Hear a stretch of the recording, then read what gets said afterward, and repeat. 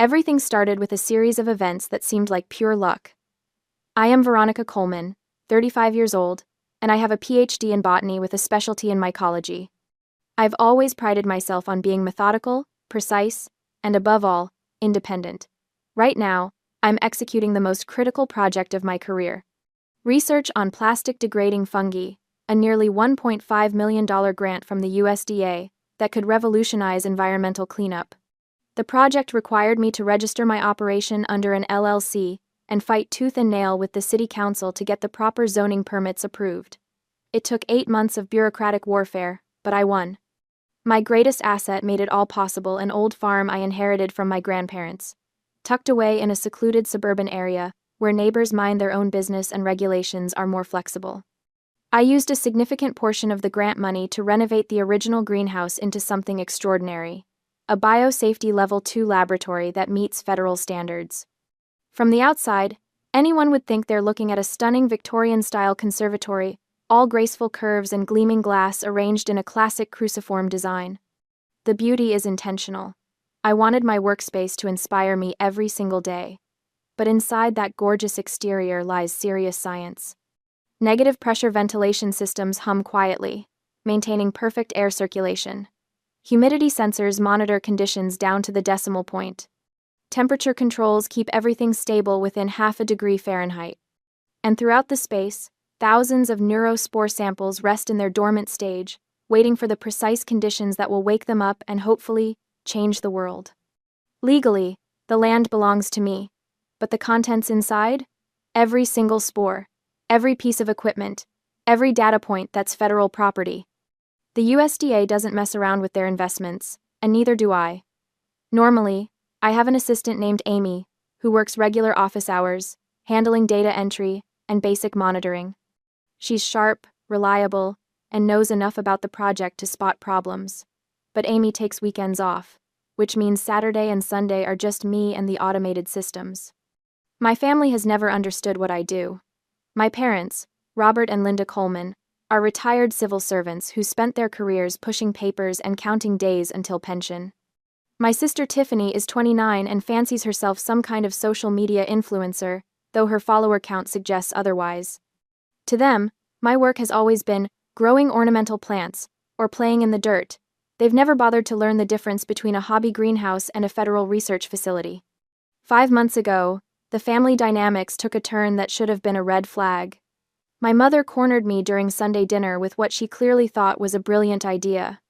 "Veronica, honey," she said in that sweet voice that always precedes trouble, "Tiffany and I have been talking about her wedding venue." I kept eating my pot roast, hoping this conversation would stay theoretical. "That conservatory of yours," she continued, "it looks so natural, so upper-class trendy. All that glass and those beautiful iron frames, it would be perfect for a wedding. Very Instagram-worthy." The fork froze halfway to my mouth. "Mom, absolutely not." "But sweetie..." "No." I set down my utensils and looked directly at her. "What I have out there is not a party venue. It's a federal research facility with active biological materials. There are biohazards. There are contamination protocols. There are laws." My father, Robert, leaned forward with that patronizing expression he perfected during his decades in municipal administration. "Now, Veronica, don't you think you're being a little dramatic? It's just plants." "It's not just plants, Dad. These are genetically modified organisms that could pose serious health risks if mishandled. The space is under federal jurisdiction. I could lose my career, my funding, everything." Tiffany, who had been scrolling through her phone during this entire conversation, finally looked up. "Come on, Ronnie. It's my wedding. Family should come first." "Family doesn't ask family to commit federal crimes." The table fell silent after that. I explained the biological hazards in terms even they could understand. I talked about the negative pressure systems, the contamination risks, the federal oversight. I watched their faces carefully, looking for any sign that they grasped the seriousness of what they were asking. When they nodded and changed the subject, I assumed they understood. I thought they respected my profession enough to accept my refusal. I was catastrophically wrong. My fatal weakness has always been my need for family validation. Despite their dismissiveness, Despite their inability to understand my work, I still craved their approval. I wanted them to be proud of me, to see that I wasn't just their weird daughter playing with dirt. I was a scientist making a real difference. That weakness made me blind to what came next. According to the schedule they gave me, Tiffany's wedding was still 3 weeks away. They'd been planning for months, showing me venue photos, asking for my input on flowers, treating me like I'd naturally be part of the celebration. I had even started thinking about what dress to wear as her bridesmaid. The reality was devastating. The wedding was actually scheduled for 2 weeks from now. They had lied about the date from the very beginning, ensuring that I wouldn't be present at my own sister's wedding. But more than that, they had lied to create an opportunity. The week before the actual wedding, which I still believed was 3 weeks out, my parents showed up at my lab with what seemed like a peace offering. "Surprise," my mother announced, waving an envelope like a magic wand. "We got you something special." Inside was a 3-day, 2-night vacation package to something called the Mountain Vista Eco Lodge Retreat, tucked away in the mountains about 3 hours north. "We want you to truly rest," my father said, his voice warm with what seemed like genuine concern. "Let your spirit be completely at ease. We need you in your best state to be Tiffany's bridesmaid." My mother nodded enthusiastically. "I found this place while I was looking for honeymoon spots for Tiffany. The reviews are incredible. Digital detox, nature walks, meditation sessions. You work so hard, honey. You deserve this." I looked at the brochure. The lodge did look peaceful, all natural wood and stone, surrounded by pine trees, with promises of organic meals and sunrise yoga. The timing seemed reasonable. My project was in its incubation phase, meaning most of the work was automated. The system monitored itself, sending updates to my phone app. Everything had battery backup and a generator for emergencies. Besides, I was under pressure from the USDA sponsors for a comprehensive progress report. Taking 3 days to decompress before tackling that massive document actually sounded like responsible self-care. "You really think I should go?" I asked. "Absolutely," my mother said. "Consider it our gift. We want our bridesmaid looking radiant and relaxed." The more I thought about it, the more sense it made. 3 days away wouldn't hurt anything. The automated systems could handle themselves for a long weekend. Amy would be back Monday morning if anything went wrong. And honestly, I had been feeling the pressure lately. A little mountain air might be exactly what I needed. I left at noon on Friday, my car loaded with hiking boots and the novel I'd been meaning to read for months. Amy left work at her usual 5 p.m., locking up the lab and activating the weekend security protocols. As I drove toward the mountains, windows down and music playing, I felt something I hadn't experienced in months: genuine relaxation. For the next 72 hours, I would have no responsibilities except to myself. I had absolutely no idea that for the next 72 hours, my conservatory would be turned into hell. At 6 p.m. on Friday, exactly 1 hour after Amy left for the weekend, my parents set their plan in motion with the precision of career bureaucrats who understood how to manipulate systems. They had found exactly the right kind of locksmith for their purposes, the type who operates out of a van, takes cash payments, and doesn't ask too many questions about proper licensing or verification procedures. When he arrived at my front gate, he found what appeared to be a straightforward family emergency. My father, Robert, positioned himself next to the locked entrance while my mother, Linda, held her phone at the perfect angle for a video call. The locksmith watched as a young woman appeared on the screen, my sister, Tiffany, playing the role of her life. "Hi, sorry about this," Tiffany said to the locksmith through the phone, her voice pitched with just the right note of embarrassment and urgency. "I'm the homeowner, but I'm stuck out of town on a business trip for the next 10 days. These are my parents, and they're trying to get inside to feed my parrot before the poor thing starves." She held up what appeared to be a driver's license to the camera, though the locksmith was too far away to read the details. "I can give you my address, my full name, whatever you need to verify. I just really need someone to cut that lock so they can get inside." The locksmith looked at my parents, who radiated exactly the kind of concerned, middle-class respectability that screams reliability. My father wore his favorite golf polo, the one that made him look like someone who definitely owned property and cared about parrots. My mother clutched her purse with both hands and kept making worried noises about the poor little bird. "And to make this right," my father added, reaching for his wallet, We'd like to pay you to install a brand new lock when you're done.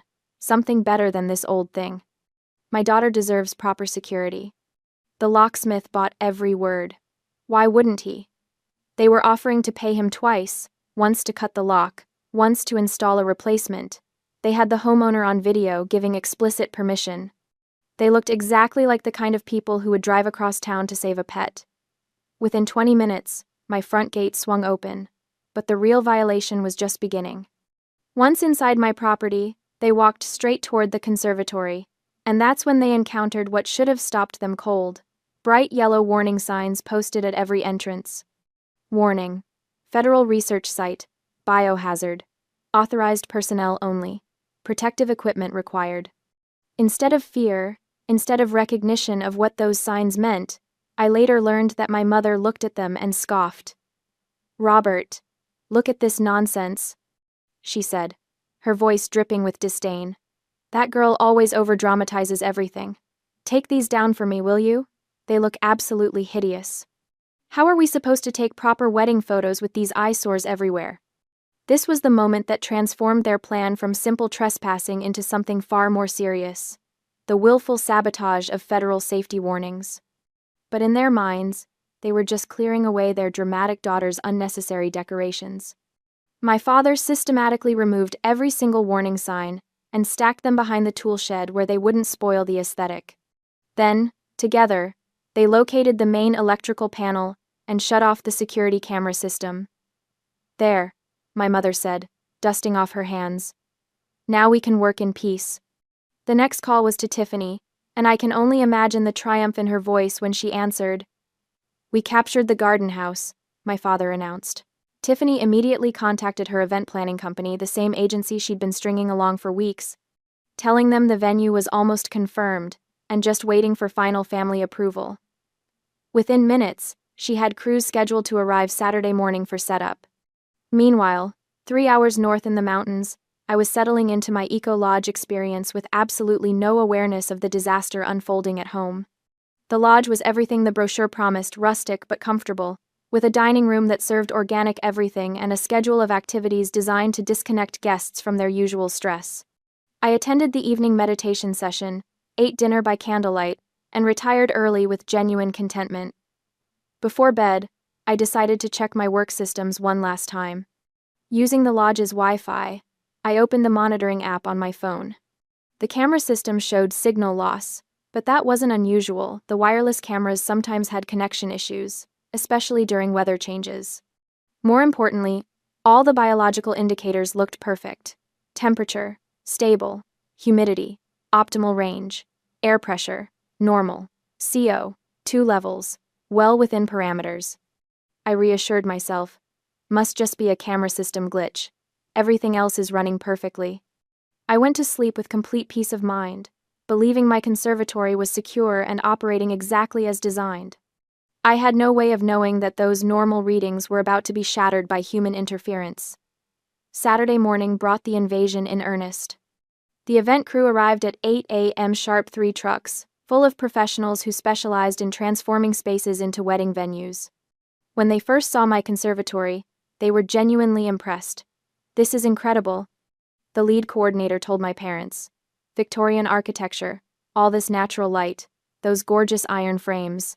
Your daughter has exquisite taste." My mother beamed as if she'd designed the space herself.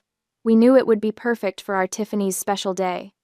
The crew got to work with the efficiency of people who'd done this hundreds of times, but their expertise was in event planning, not biosafety protocols. They had no idea they were setting up a party inside an active research facility containing genetically modified organisms. The cruciform design of my conservatory made their job almost too easy.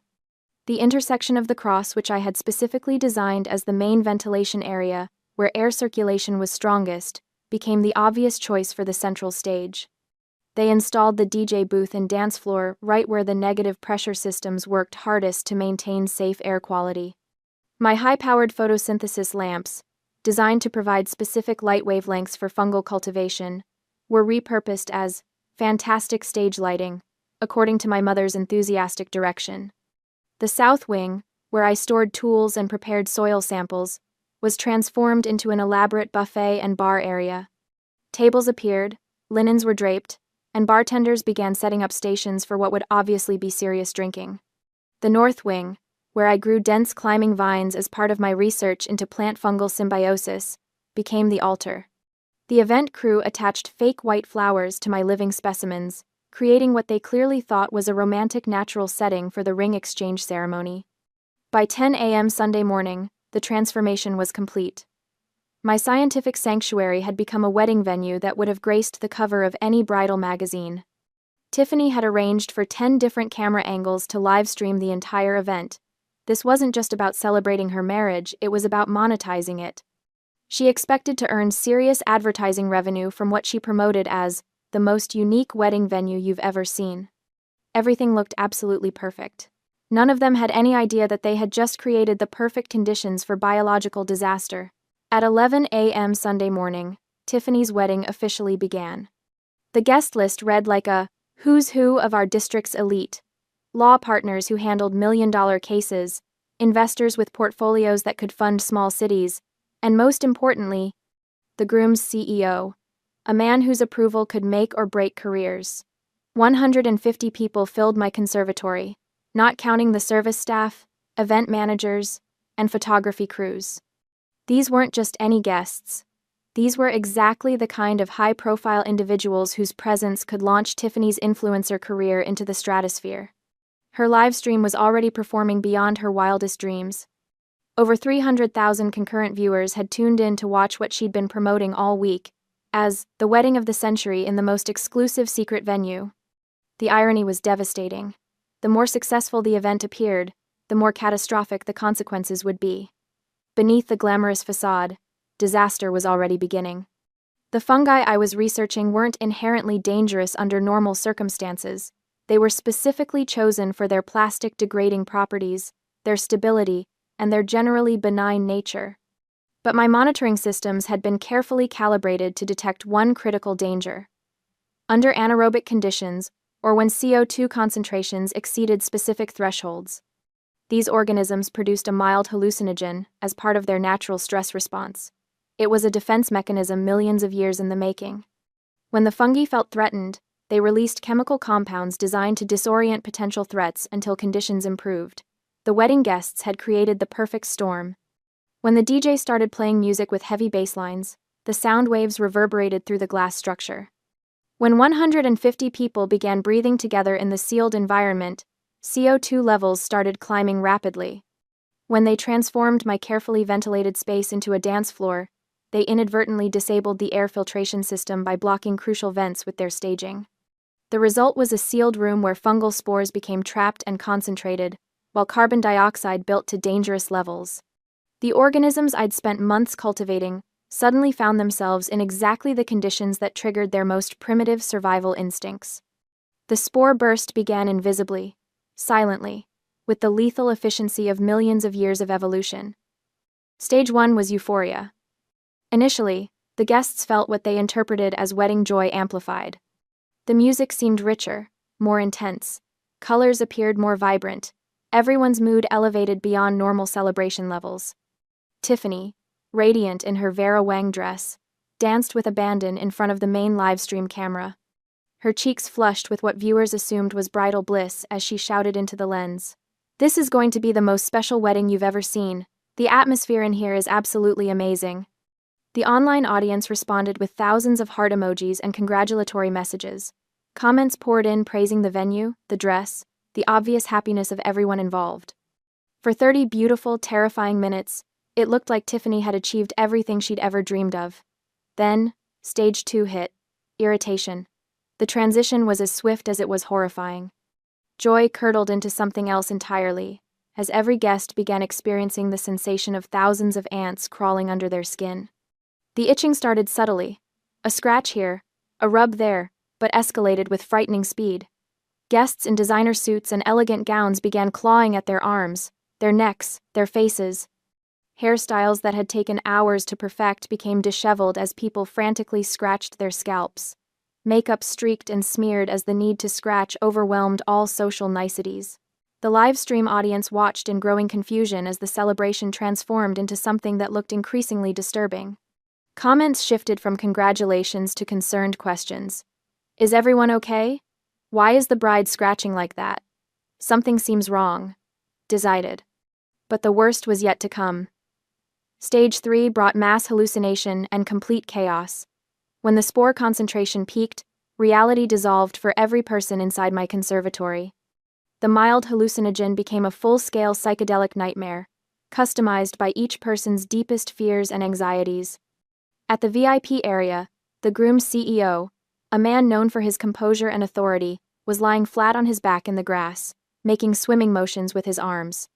In his altered state, he believed he was floating in a warm California ocean, enjoying the most relaxing vacation of his life. He called out to nearby guests about the beautiful dolphins and perfect waves. At the altar, Tiffany's dream wedding became a horror show. The bridal bouquet in her hands transformed, in her perception, into a grinning skull that whispered her name. Her magnificent Vera Wang dress, the one she'd saved for 2 years to afford, writhed around her body like a living thing. She screamed in terror, convinced that an enormous albino python was constricting her chest, cutting off her breathing. In front of 300,000 livestream viewers, she began tearing the dress off her body, shredding thousands of dollars worth of silk and lace while screaming about snakes that existed only in her mind. Throughout the conservatory, other guests battled their own demons. Some saw the walls melting like wax. Others believed they were being chased by invisible predators. A group near the buffet table became convinced that the food was moving, that the elegant canapés were actually insects waiting to crawl into their mouths. The panic was universal and absolute. They rushed toward the exits, but my conservatory's 3-layer tempered glass installed for security and climate control proved impossible to break with bare hands. They were trapped in what had become a transparent prison, a fishbowl filled with toxic spores, panicking like animals caught in a cage. The livestream audience watched in horror as 150 people descended into coordinated madness. Emergency services calls began flooding local dispatch as viewers realized they were witnessing a genuine disaster, not some elaborate wedding stunt. The beautiful Victorian conservatory, my pride and joy, had become a glass tomb filled with screaming, hallucinating wedding guests who couldn't escape the poison they'd unknowingly unleashed. And somewhere in the mountains, completely unaware, I was about to receive the phone call that would destroy everything I'd ever worked for.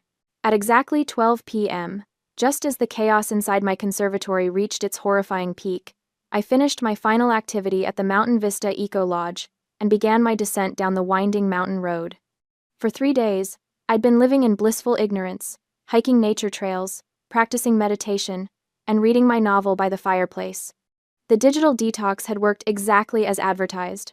I felt refreshed, centered, and ready to tackle that progress report for the USDA. As my car reached lower elevation and cell towers came back into range, my phone exploded back to life with the fury of suppressed notifications. The first thing I heard was the relentless chiming of emergency alerts from the Garden app. Red warnings cascaded down my screen like digital blood: critical temperature spike, CO2 levels extreme, pressure system failure, contamination alert. But it was the missed calls that made my hands shake. 47 calls from Amy, 16 voicemails, text messages that grew increasingly frantic as the timestamps progressed. I pulled over at a scenic overlook, my heart hammering as I played Amy's messages in chronological order. Hey Veronica, it's Amy. I know it's Sunday morning, but something's weird with the Garden app. Can you call me back? That was 9:30 a.m., her voice calm but concerned. Veronica, please pick up. The readings are going crazy. Temperature's spiking. CO2 is through the roof. I'm driving over there right now. 10:15 a.m., panic creeping in. Oh my God, Veronica, there are cars everywhere. There's a party happening at your lab, a wedding. I can see people through the glass and the readings are 10:45 a.m., her voice breaking. You need to see this live stream. Your sister's wedding is happening inside your lab and they're acting insane. Please watch the stream and call me back immediately. 11:30 a.m., barely coherent. With trembling fingers, I opened social media and searched for Tiffany's account. What I found was a hellscape broadcasting live from the place I'd dedicated my career to protecting. The video showed my beautiful conservatory transformed into a scene from a nightmare. Elegant wedding guests writhed on the floor, scratching at their skin like animals. My sister, still in her destroyed wedding dress, sat rocking in a corner, tears streaming down her face as she stared at something only she could see. The groom's CEO continued his imaginary swimming, occasionally calling out about sea creatures that didn't exist. Local police cars surrounded the exterior of my property. Officers stood at a safe distance, clearly recognizing that they were dealing with something beyond their expertise. They had no protective equipment, no understanding of what they were facing. If they rushed inside to help, they would only become additional victims. The livestream comments section was pure chaos. Viewers demanded explanations, speculated about gas leaks or terrorist attacks, and repeatedly called for emergency services. Someone had pinned my sister's location, and people were sharing the address with increasingly urgent warnings about a mass poisoning event. In that moment, watching the disaster unfold through a phone screen, the pain of betrayal gave way to something more important: the responsibility I carried as a scientist. I understood the danger level better than anyone on Earth. Those spores, in the concentrations my readings suggested, could affect anyone who entered without proper protection. The local police were brave but completely unprepared. Emergency medical teams would be walking into a contamination zone. If this spread beyond the conservatory, if people carried spores home on their clothes or in their respiratory systems, we could be looking at a community-wide health crisis. More than that, I was legally responsible for every organism in that facility. The USDA grant made me the designated steward of federal property. Every spore, every piece of equipment, every data point was my responsibility under federal law. I had two choices: let this disaster escalate while I preserved my career and family relationships, or do what my training and conscience demanded. With hands that felt steady for the first time all day, I dialed the emergency number I'd memorized during my initial USDA training but never expected to use. USDA Emergency Response, this is Dr. Martinez. This is Dr. Veronica Coleman, Project ID UMR4471B. I need to report a dangerous level bio-release at my authorized facility. Hold please, Dr. Coleman. I'm transferring you to the CDC Emergency Response Team. The next voice was crisp, professional, and terrifyingly efficient. Dr. Coleman, this is Agent Mary Smith with the CDC. We need your location, the nature of the organisms involved, and an immediate assessment of contamination scope. I gave them everything: the project identification codes, the specific fungal strains, the estimated spore concentration based on my app readings, the number of people exposed, and the live stream link so they could assess the situation in real time. Dr. Coleman, based on what you're telling us, we're implementing Level 3 containment protocols. Federal response teams are already en route to your location. Do not, under any circumstances, attempt to enter the contaminated area yourself. I understand. We'll also need you to report to the Field Command Center for immediate debriefing. Your cooperation in this matter will be noted in our investigation. As I hung up the phone, I understood that this call was both an act of conscience and a death sentence. I had saved lives, the lives of the police officers who would have rushed in unprepared, the lives of my family members who were slowly poisoning themselves, and potentially the lives of everyone in my community. But I had also just triggered the most comprehensive federal investigation my field had ever seen. My career was over. My family's freedom was in jeopardy. And everything I'd worked for my entire adult life was about to be destroyed. The mountain air that had seemed so clean and refreshing just hours ago now felt thin and insufficient. As I started my car and began the drive toward the disaster I'd unknowingly left behind, I realized that my old life, the life of Dr. Veronica Coleman, respected scientist and loyal daughter, was already over. What waited for me at the bottom of this mountain was something else entirely. The sirens were just the beginning. I stood behind the police barricade they'd set up at the edge of my property, the one I'd worked a decade to afford, and watched the circus unfold. The wedding guests who'd been dancing and hallucinating an hour ago were now corralled in the front lawn like confused cattle, wrapped in emergency blankets, some still twitching from the after effects of the neurospores. Nobody was allowed to leave. The police had made that crystal clear the moment they arrived. "Ma'am, you're going to need to come with us," a detective said, appearing at my elbow. His badge read, Morrison. He looked tired, like this was already the weirdest case of his career, and it was only Sunday afternoon. "I haven't been on the property in 2 days." I said flatly. Check the security footage. We will, but you're still coming with us. The sound of helicopters cut through the air before I could argue. I looked up to see not one, not two, but 3 black choppers descending toward my conservatory like something out of an apocalypse movie. Behind them, a convoy of black SUVs rolled up my driveway, each one bearing the unmistakable federal seal, CDC, USDA, and unless I was mistaken, that last one was Homeland Security. My mother's face, visible through the crowd of blanket-wrapped guests, had gone the color of old oatmeal, but "Your family is claiming they didn't know about the biological hazards," Morrison said. I laughed. It came out harsh and bitter. Detective, I have 12 years of text messages from my mother complaining about my weird mushroom house. I have emails where I explicitly warned them never to enter without proper equipment. I have a family dinner recording from last Christmas where my father called my research playing with moldy dirt. They knew. They just didn't care. He nodded slowly. The fungal spores that were released, your assistant says they're not dangerous to the ecosystem? They're not. The neuroreactive compounds break down in open air within hours, but in an enclosed space, with elevated CO2 and bass vibrations? I shook my head. It's like setting off a hallucinogenic bomb. Temporary, but intense.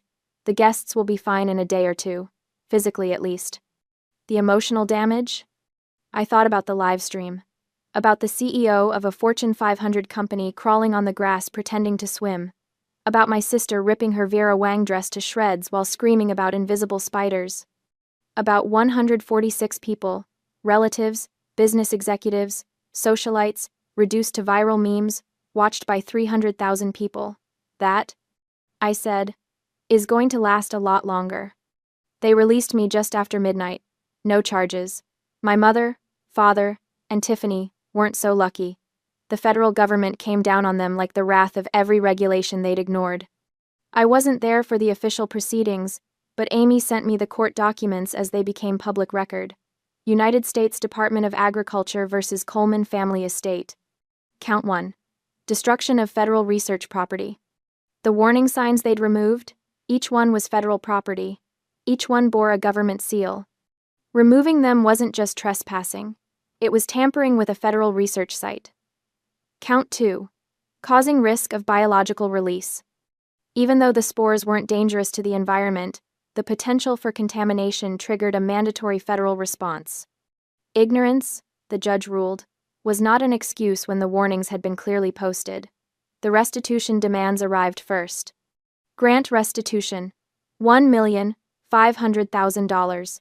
The entire project was contaminated, and the government wanted every penny back, plus damages. Environmental cleanup and hazardous waste disposal, $250,000. They'd brought in a 30-person hazmat team, destroyed every piece of furniture, excavated the contaminated soil, and sterilized the entire structure. Federal fine under the Plant Protection Act, $500,000. Maximum penalty for willful removal of biosafety signage. Total government liability, $2,250,000. My parents' homeowner insurance? Denied. Every cent of coverage, rejected with a single brutal sentence. This policy does not cover intentional criminal acts or violations of federal biosafety regulations.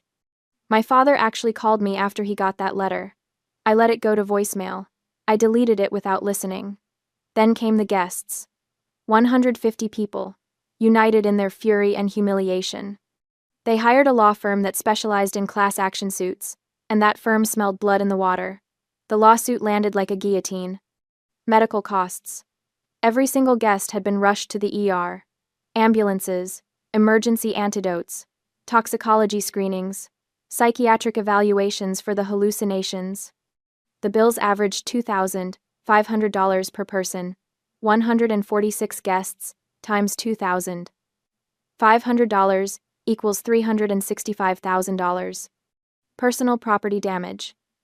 The hazmat team hadn't just sterilized the conservatory, they'd destroyed everything inside. Vera Wang wedding dresses dissolved in chemical spray. Armani suits incinerated as contaminated material. Dior handbags, Rolex watches, custom Italian shoes, all gone. The lawyers assigned an average value of $10,000 per guest in destroyed property. 146 guests times $10,000 equals $1,460,000. 1. Emotional distress and public humiliation. This was the big one. The live stream had gone nuclear. Within 24 hours, it had been viewed over 3 million times. Memes flooded social media. The CEO, swimming on grass, my sister's dress-ripping meltdown, a state senator crying about demons in the roses. These weren't just embarrassed wedding guests, they were public figures, business leaders, socialites whose reputations were currency. The emotional distress claims ranged from $50,000 to $100,000 per person, depending on their public profile and the severity of their viral humiliation. Estimated total: $10 million. I read the lawsuit documents in my hotel room. I'd checked into a Holiday Inn 40 miles away, unable to stomach being near the property, and felt something cold and satisfied settle in my chest.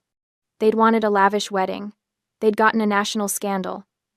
The final tally came 3 weeks later, when all the legal proceedings had been consolidated into a single judgment. Total liability: $14,075,000. $14,475,000. My parents didn't have that kind of money. Nobody in our family did. The law firm where Tiffany's new husband worked? They fired him within 48 hours, cutting ties before the scandal could contaminate their reputation. His career, built on family connections and Ivy League credentials, evaporated overnight. My parents were forced to sell the house, the 4-bedroom colonial they'd lived in for 30 years, the one my mother had decorated with such pride. The bank seized it for a fraction of its value. Even that wasn't enough to cover the debts. They declared bankruptcy, but bankruptcy doesn't erase restitution to the federal government. That debt follows you forever, garnishing wages, seizing tax returns, haunting every financial decision until death. My sister and her husband divorced 6 weeks after the wedding. The marriage lasted less than 2 months. She'd wanted a fairy tale.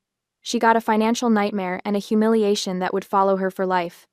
Her influencer career, built on lifestyle envy and aspirational content, was finished.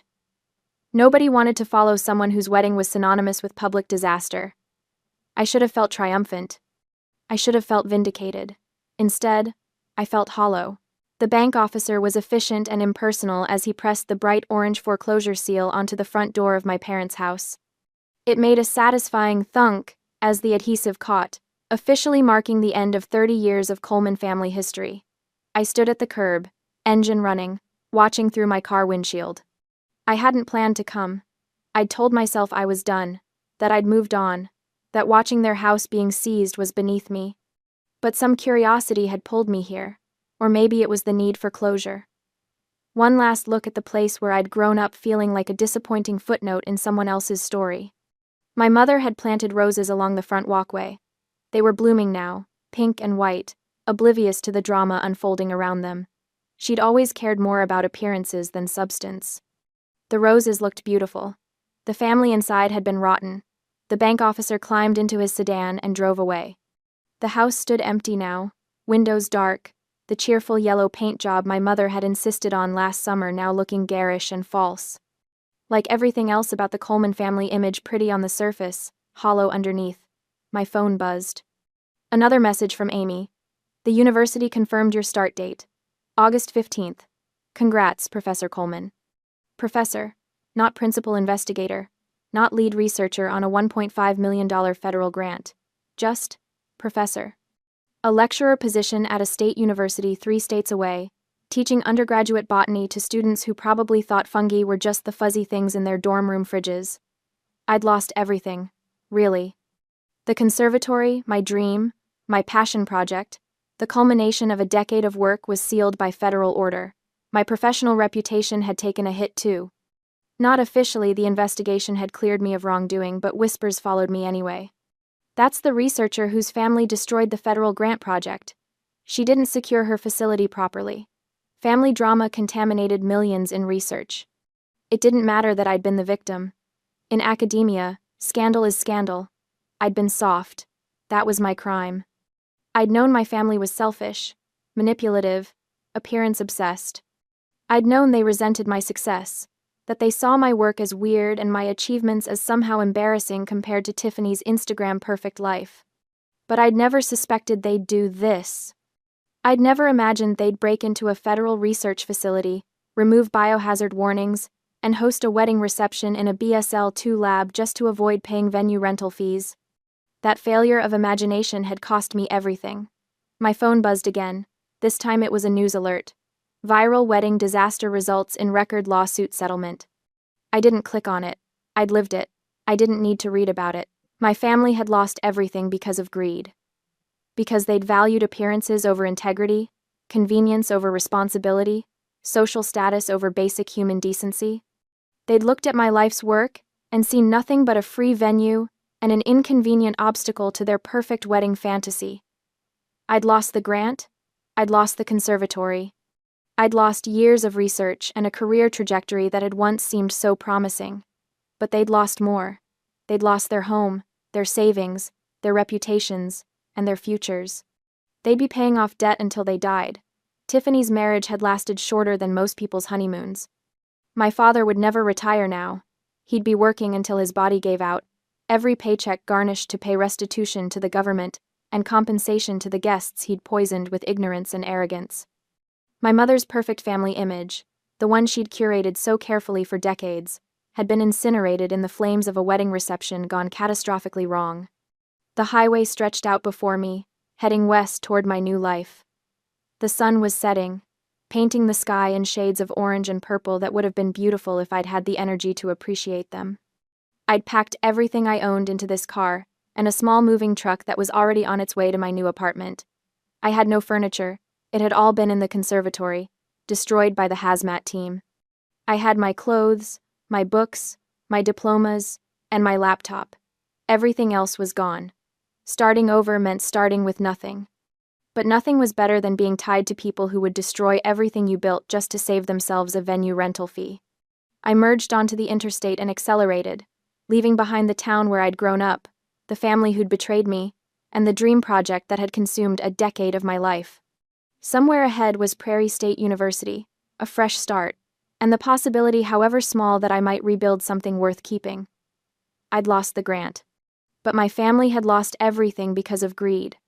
That was the fair price of natural justice. And somehow, driving away from the wreckage of the life I'd built, I felt lighter than I had in years.